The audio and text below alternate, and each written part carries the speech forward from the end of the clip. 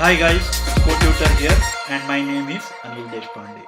In the previous video, you have seen arrays and sets. In both of the cases, the data is being arranged in an indexed manner. So typically the index starts at 0, which is the first element, and as you keep on increasing the index, you just move on to the next element in the array or in a set. The only difference between an array and a set is sets doesn't allow duplicates. But this is not always the case that we want to use this kind of arrangement of the data. Sometimes we want to arrange a data in a slightly different manner. For example, instead of using the index, we want to use some kind of key and then associate a value with that particular key. So it's a key value pair. To do this, we use something called as dictionary in Swift. Dictionaries are not unique to Swift. You will come across this in many different programming languages with different names. So let's get into playground and try to understand how the dictionaries are used. Well, to define a dictionary, you will have to create a variable. Let me call it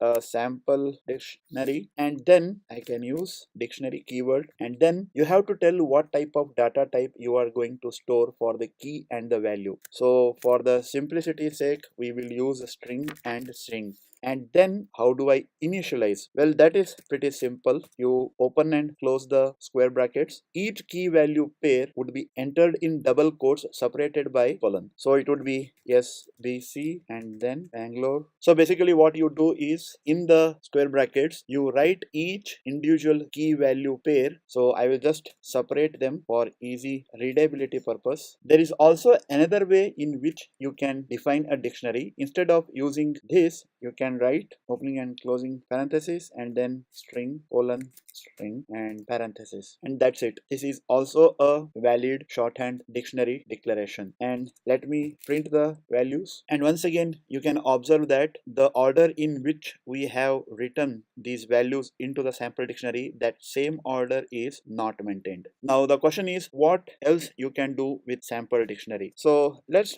try to add another value to a dictionary. That is pretty simple. You can write sample dictionary and let me add another new value, and we have just added successfully a new entry into the sample dictionary. And if I now print the sample dictionary, you will see a updated value, which is a new value. And what if I want to modify existing value? You can use once again the same key and declare another new value. And now after this, if you print the sample dictionary, you will see that the values have been modified. There is also another way you can modify a existing value, that is sample dictionary dot update value. The first is the new value and the key, that is YPR, and this will also do the same operation. And how do I remove a particular value from dictionary? To remove a value, you have to pass the key. So it would be sample dictionary dot remove key and value would be say MYS, and after this if you print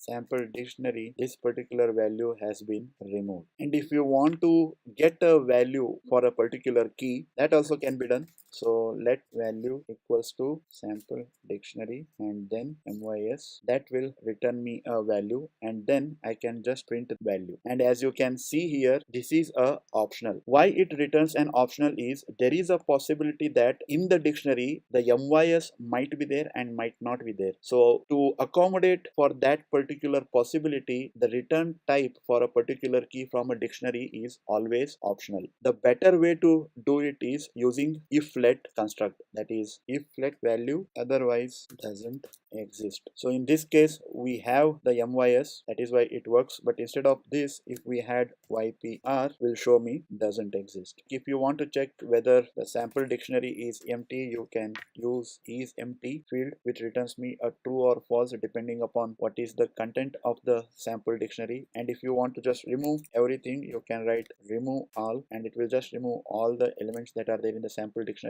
And that is why after that the is empty is going to return me a true value. And the next natural question is, how do you iterate over a dictionary when you don't have a indexing? Well, that is pretty simple.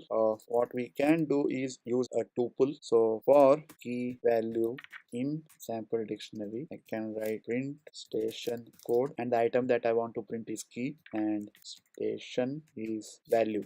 As you can see here, that is going to iterate over the sample dictionary. So what we are using here is a tuple, and using this you can iterate over key and value. And what if you want to iterate just over the keys and values? Well, that is also possible. For keys in sample dictionary dot keys print keys, so that is going to help me to iterate over just all the keys. And in the same way, what I can do is value dot values, and that will print me all the values that are there in the dictionary. So this is all that is there to discuss about dictionaries, and in the next video we will get started with struct and some of the advanced topics like classes in Swift. That brings us to the end of this particular video. Don't forget to like, comment, share the video and subscribe to the channel. Take care. Bye.